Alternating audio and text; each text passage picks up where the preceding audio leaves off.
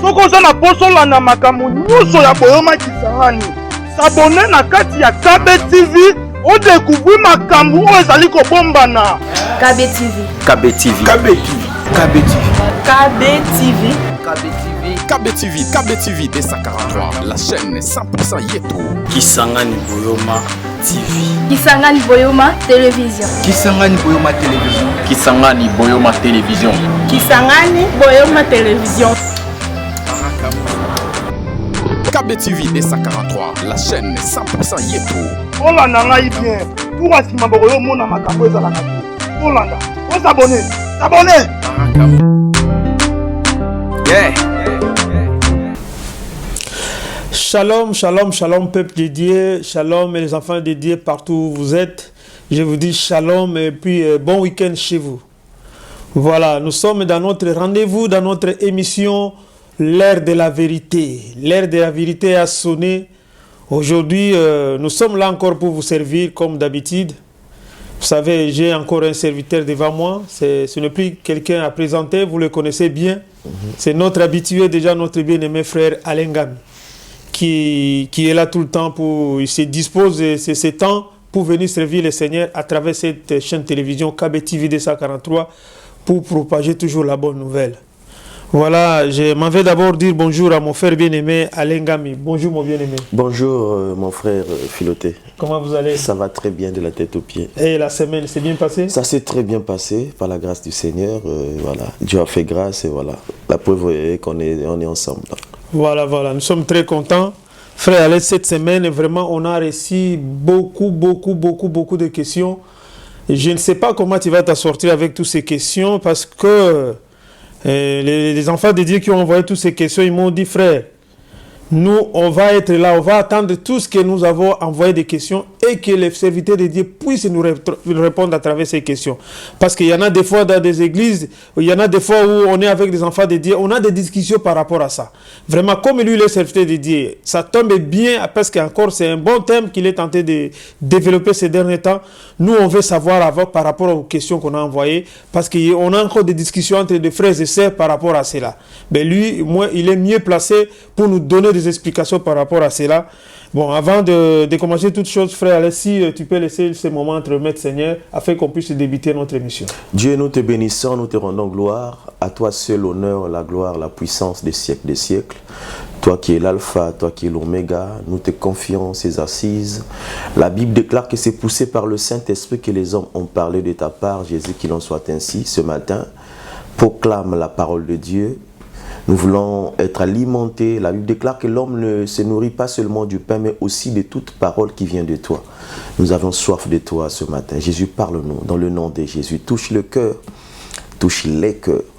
Béni soit chacun qui suit ce message. Béni soit celui-là, peu importe la distance. Jésus, nous avons besoin de te connaître davantage à travers ce message. Conduis-nous dans ta pensée selon ce que tu avais arrêté depuis l'éternité dans le nom de Jésus. Nous t'avons ainsi prié, nous disons Amen. Amen. Voilà, nous allons débuter notre émission. Merci beaucoup pour notre réalisateur David Alimas qui est derrière les caméras, qui nous fait cet élément et moi qui est votre humble serviteur, Philoté Alimas, qui va vous présenter cette émission.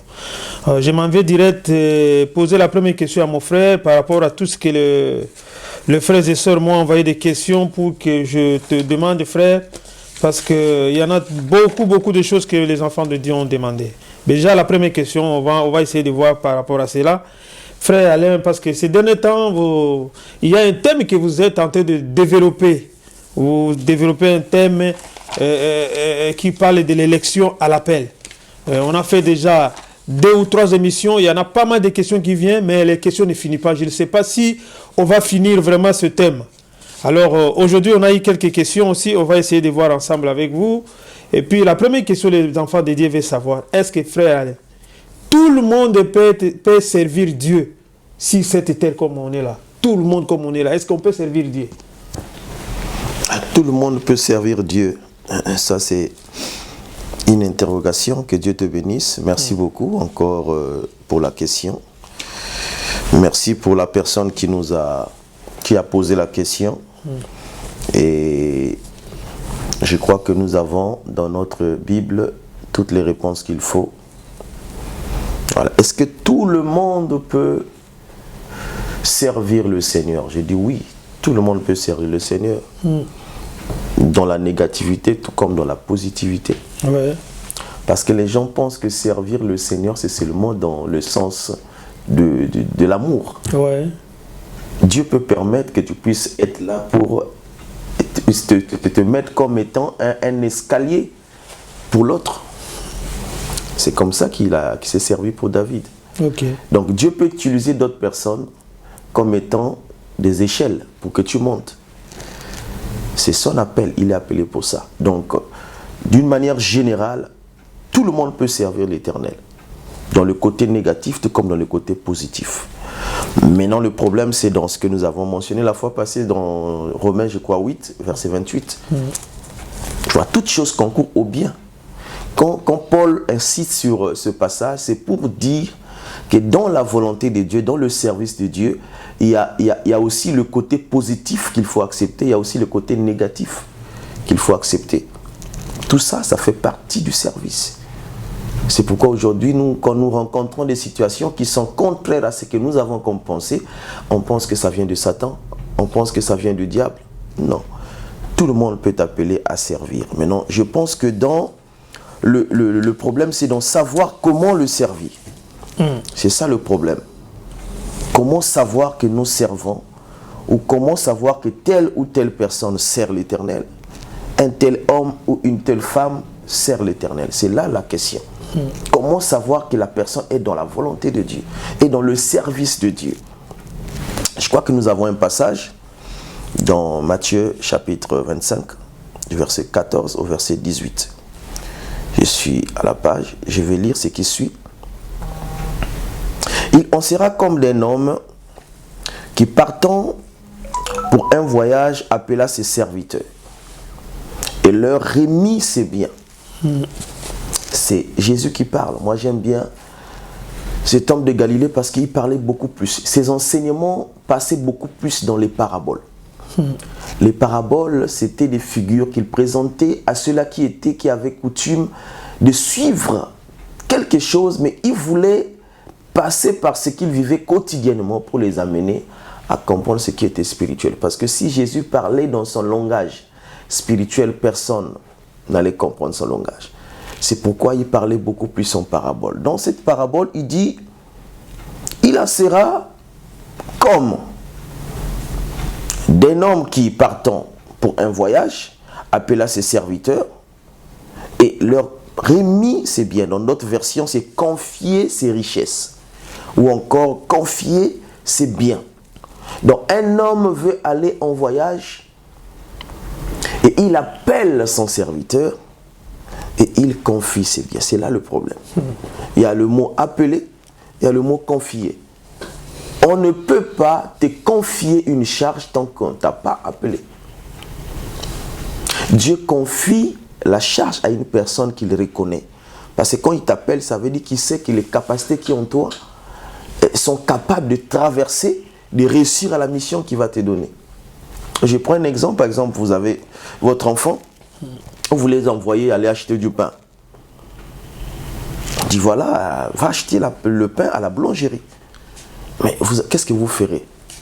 Vous allez remettre ce qu'il faut, l'argent, parce qu'il n'ira pas là-bas pour dire voilà, il y a mon père qui a besoin d'une baguette.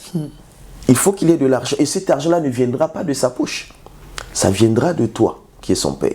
Donc, quand Dieu appelle, il est en train de passer par cette parabole. C'est pour aussi nous dire que voilà, toute personne qui est appelée, il est confie une tâche. Et quand il confie cette tâche, il te donne les moyens nécessaires afin d'accomplir cette tâche-là. Et je crois que c'est là le grand problème pour savoir qui sert Dieu et qui ne sert pas Dieu. Donc, je continue. Il les donna 5 talents à l'un et 2 à l'autre. Et à un troisième, il donna il donna chacun selon sa capacité. Et il partit, et aussitôt celui qui avait reçu les 5 talents s'en alla, les fit valoir et gagna 5 autres talents. De même, Celui qui avait reçu 2 talents en gagna 2 autres. Celui qui n'en avait reçu qu'un alla faire un creux dans la terre et cacha l'argent de son maître. La Bible dit qu'on reconnaît un arbre par quoi? Par ses fruits. Donc l'exemple qu'il est en train de donner, Jésus, c'est pour nous dire que voilà, chacun de nous qu'il a appelé, il a reçu un talent. Il a confié des biens. Et ces biens-là servent pour la mission que Dieu lui-même a confiée. Ce n'est pas ta mission à toi. L'enfant que tu as envoyé à la boulangerie, il n'ira pas acheter du raisin. Il n'ira pas acheter, je ne sais pas, la tomate, mais il ira acheter ce que tu lui as demandé d'acheter. Donc si nous sommes serviteurs de Dieu, le service de Dieu, c'est faire la volonté de Dieu. C'est aussi faire ce que Dieu nous a demandé de faire. Et on reconnaît un homme de Dieu, un ministre de Dieu, par rapport à l'équipement qu'il a pour le service de Dieu. Pour le service de Dieu. Nous avons aussi Ephésiens 4, verset 7. Je crois qu'on l'avait souligné la fois passée. Oui. Dans ce passage que j'aime bien, Ephésiens 4, on va lire parce que souvent, ça nous passe comme ça nous traverse la tête sans pourtant que nous puissions comprendre ce que Paul veut nous dire. Ephésiens 4, verset 7. Il est écrit ceci: mais à chacun de nous, la grâce a été donnée selon la mesure du don de Christ. Waouh! À chacun de nous, la grâce a été donnée selon la mesure du don de Christ. Et tu vas plus loin, tu vas le verset 11, il a fait des uns comme, les autres comme, les autres comme, les autres comme, les autres comme. À chacun de nous, il a donné la portion par rapport à la mission qu'il t'a envoyée. Deuxième enfant que tu veux envoyer au marché cette fois-ci pour aller acheter du poisson, ce n'est pas le même article qu'il va acheter. Tu vas lui donner, celui que tu avais envoyé à la boulangerie, tu vas lui donner combien? 1 euro. Parce que le prix, c'est 90 centimes, 1 euro la baguette. Mais celui que tu enverras acheter du poisson, tu ne vas pas lui donner 1 euro parce que le poisson coûte plus cher que le pain. C'est ce que Paul est en train d'insister. Donc à chacun, il a donné la capacité selon la mesure du don de Christ. Donc tu es appelé à servir. Ton service doit correspondre au don que Dieu a mis en toi, à la confiance que Dieu a fait avec toi. Tu comprends? Oui. Donc tout le monde peut servir, mais la différence c'est on reconnaît un ministre de Dieu par rapport à la tâche, par rapport à l'équipement. C'est comme un soldat. Tu envoies un soldat en guerre pour aller combattre, n'est-ce pas? Oui. Mais est-ce que tu formes le soldat pendant la guerre ou après la guerre? Ah non. C'est avant la guerre. Exactement. Nous n'avons aucune pensée qu'on sera attaqué, mais on anticipe. On forme les soldats et quand la guerre arrive, il y a déjà des gens préparés pour ça. Je crois que la question aura vraiment beaucoup plus de sens par rapport à ça. Donc Dieu a confié, il a donné la capacité à chacun de devenir serviteur de Dieu, de faire son service. Donc tout le monde peut servir à condition que tu sois appelé. Et Dieu appelle tout le monde entier de le servir, de faire sa volonté et non la volonté de Satan. Voilà. Donc voilà un peu homme de Dieu par rapport à cette question. Et voilà. Et je crois que j'ai aussi un passage c'est dans 2 Timothée, chapitre 2, verset 20, où Jésus dit, dans une grande maison, il y a des vases d'or, il y a des vases d'argent, il y a aussi des vases de bois et de terre. Il y a aussi des vases de bois et de terre. Donc, il y a de ceux qui sont appelés à. Il y a de ceux même qui n'étaient pas prédestinés à faire, mais ils peuvent. Parce que dans la suite du passage, que s'ils obéissent à la parole de Dieu, ou s'ils font la volonté du Père, ils peuvent aussi plaire au Père et devenir les vases qui sont utiles au Maître. Donc là, on nous présente le monde comme étant la maison. Mais sachant que dans cette maison, il y a déjà des vases d'or. Il y a déjà des vases d'argent. Et qui a fait ces vases d'argent-là? C'est Dieu lui-même. Nous avons dans la Bible les figures comme Moïse. Moïse ne savait rien de ce qu'il devait devenir.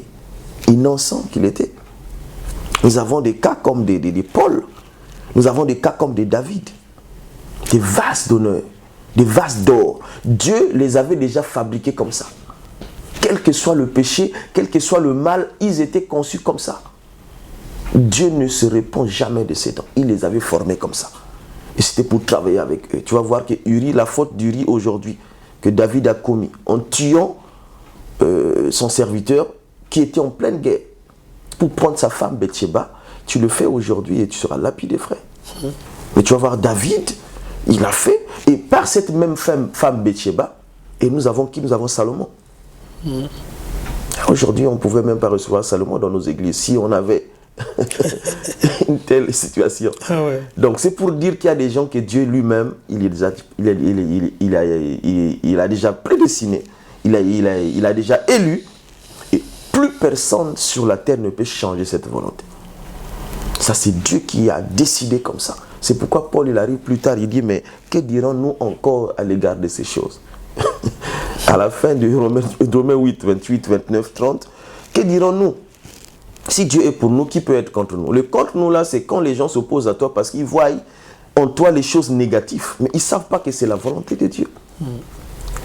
C'est la volonté de Dieu. Oser, Dieu lui-même lui envoie pour aller chercher une femme prostituée. Il dit, va.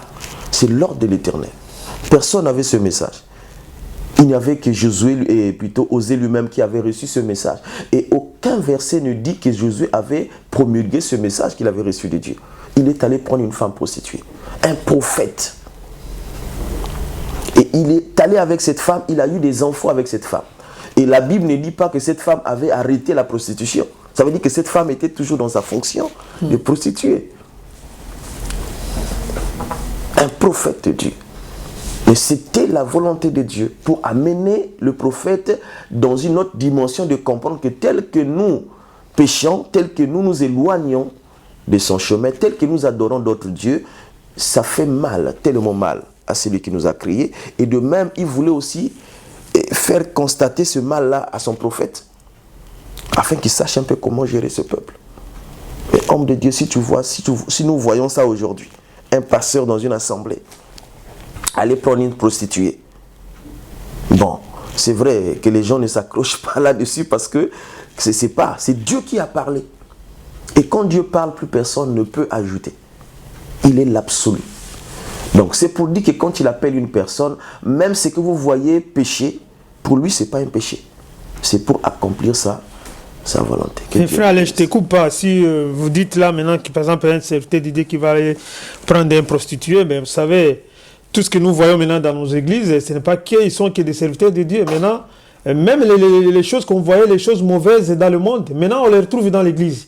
Il y en a des pasteurs, des serviteurs de Dieu magiciens.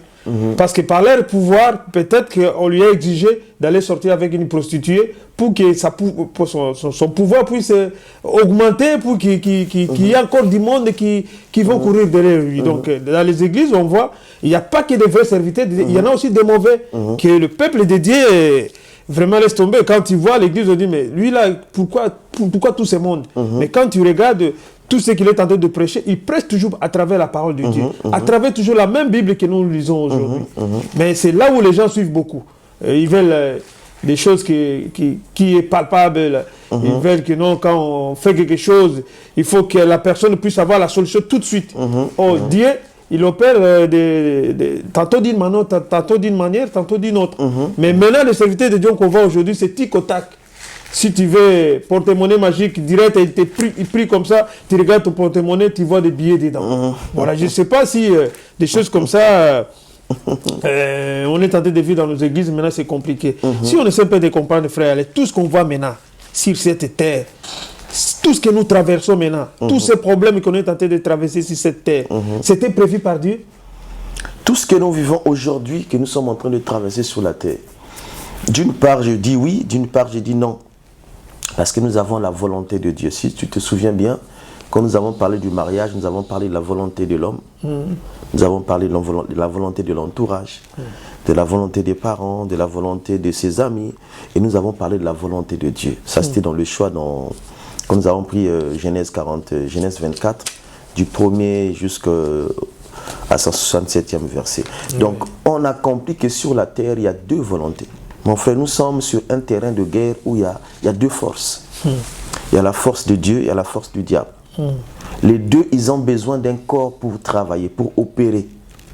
Et le corps, c'est toi et moi. Dieu a besoin des serviteurs de Dieu que nous sommes pour œuvrer dans son champ, pour faire son travail.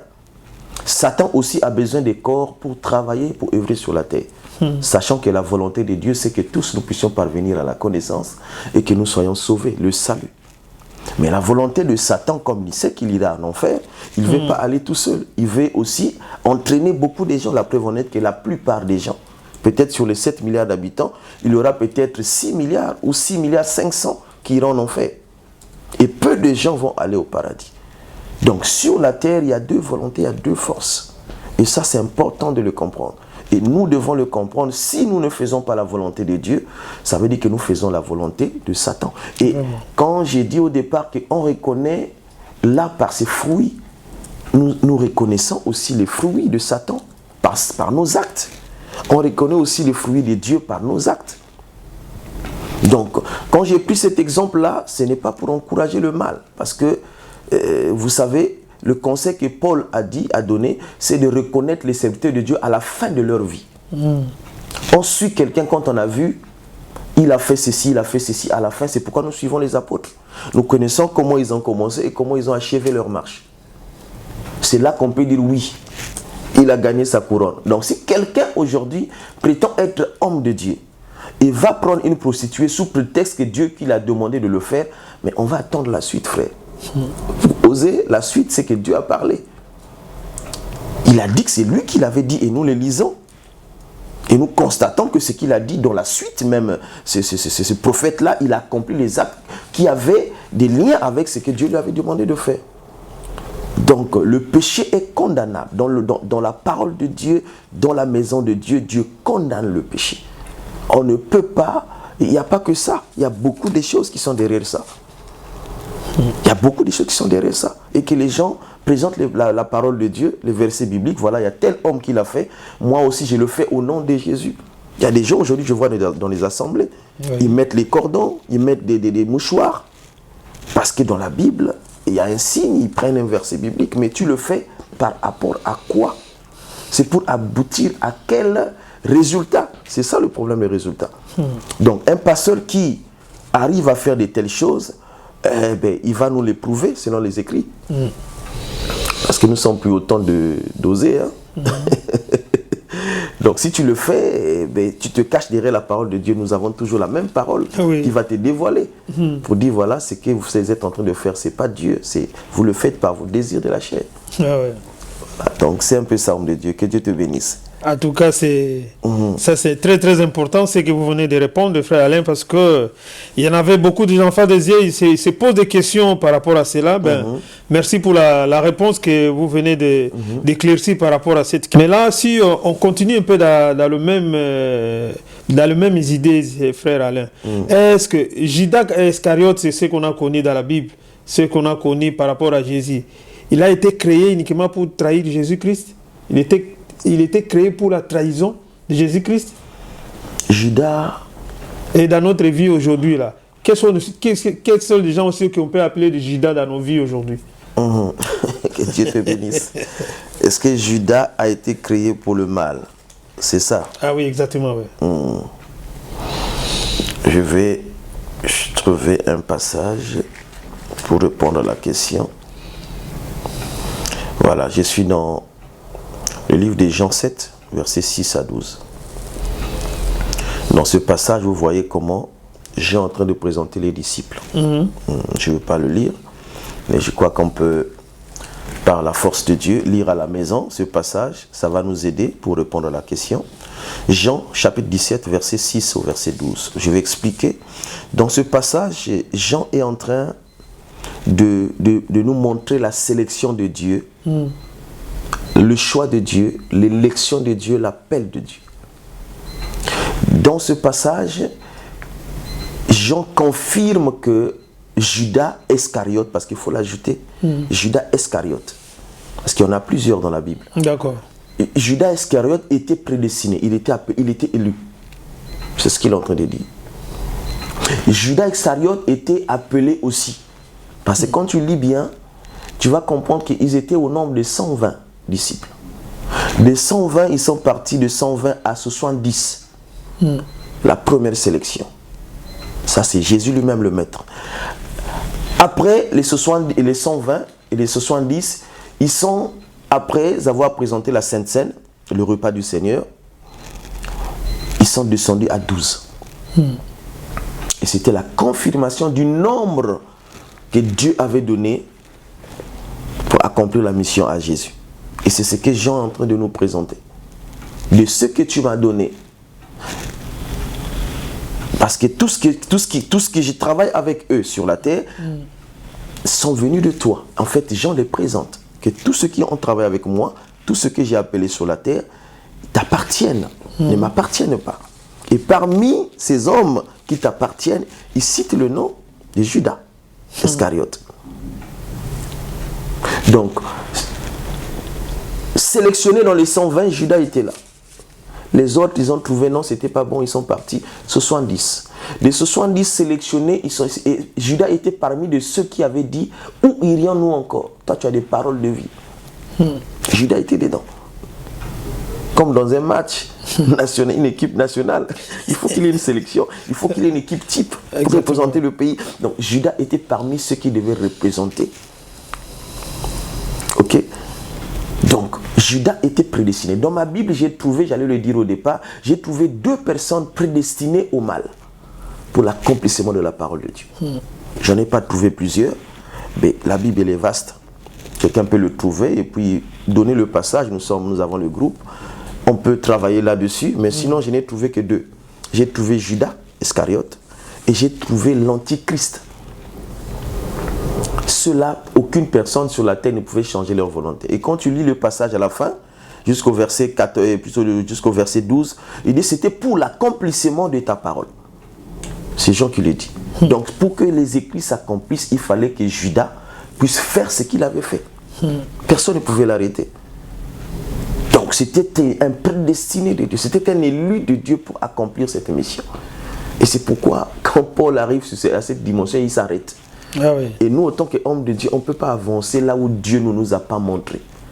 Sinon, on veut prendre Dieu, lui mettre dans la poche, comme disait un serviteur de Dieu. Et que nous soyons, comme il avait dit à Job, il dit maintenant je vais m'asseoir, que tu sois mon maître, que tu m'édifies. On ne peut pas édifier Dieu. Donc c'est là que, quand même nous les enseignants de la parole de Dieu, on arrive là, on dit voilà, on est limité. Comment Dieu peut faire un choix comme ça? Quelqu'un qui a dit que tout le monde soit sauvé. Mais comment il peut prédestiner quelqu'un au mal? Vous pensez que Satan, quel mal il a fait pour être ce qu'il est aujourd'hui?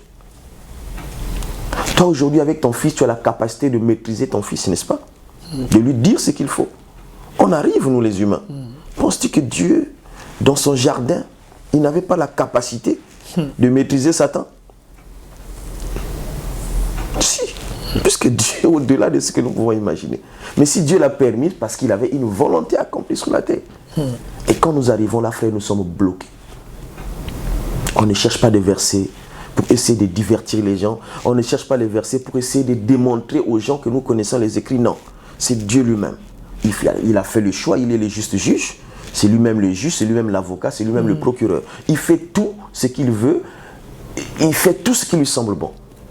Donc Judas a été prédestiné selon les écrits, par Dieu lui-même, à faire ce qu'il avait à faire. La preuve honnête que Jésus lui a dit, parce que les disciples voulaient savoir qui va te trahir. Il a dit, c'est celui qui va souper avec moi. Et quand il prend Judas, il lui parle à l'oreille. Il dit, ce que tu as à faire, frère, fais-le. Ce que tu as à faire, fais-le. et quand on médite un peu là-dessus, on dit, mais c'est comme si c'est la mission que je t'avais confié de faire, il faut que tu le fasses. Judas ne pouvait pas s'opposer à ça. Il ne pouvait qu'accomplir la volonté de Dieu. Donc Judas a été prédestiné par Dieu, a été nommé par Dieu. Il n'y a que lui qui a été nommé pour ça. Il fallait que ce soit quelqu'un parmi le cercle de Jésus, le plus proche de Jésus. C'était Judas. Que Dieu te bénisse. Ah, merci beaucoup, frère Alain. Je crois que, tu sais, on dit toujours en français, des bonnes choses ne dire pas. Malheureusement, comme l'État nous est réparti, pour aujourd'hui, nous allons se limiter là. Donc, le reste des questions que les enfants de Dieu ont envoyées, on fera le nécessaire après quelques jours qu'on puisse répondre à toutes ces questions parce que on en a encore d'autres choses, on va le faire. Donc là, pour aujourd'hui, on va se limiter là. Je ne sais pas si vous avez un mot de séparation ou si vous avez quelque chose ou faire juste une petite synthèse de briefing vite fait. Le mot, c'est la suite parce que j'ai compris qu'il y avait plusieurs questions. Oui. Et le mot que j'ai adressé à tous ceux qui nous suivent, c'est de suivre la suite. C'est important de lier la suite avec ce que nous avons donné comme élément maintenant là, pour augmenter notre connaissance et aussi pour avoir des réponses plus tard. Donc que Dieu vous bénisse. Ce que vous avez suivi et suivez la suite des questions. Je crois qu'il y a des questions qui se posent même pendant que nous sommes en train de parler. Et je crois que ça sera important de suivre aussi la suite afin que nous puissions croître avec la connaissance de l'Éternel. Voilà ce que je peux dire. Et que Dieu bénisse tous ceux qui ont suivi et qui ont compris ce message. Merci beaucoup, frère Alain et les enfants de Dieu. Je crois que le frère et ceux qui ont envoyé des questions, vous avez eu des réponses par rapport à tout ce que vous avez envoyé. Frère Alain vous a répondu par rapport à tout ce que vous avez demandé. La paix de Dieu, tout le monde sur terre peut le servir, tout le monde peut le servir. Est-ce que tout le monde... Dans le monde où nous traversons maintenant, là, le problème c'est la terre est prévu par Dieu.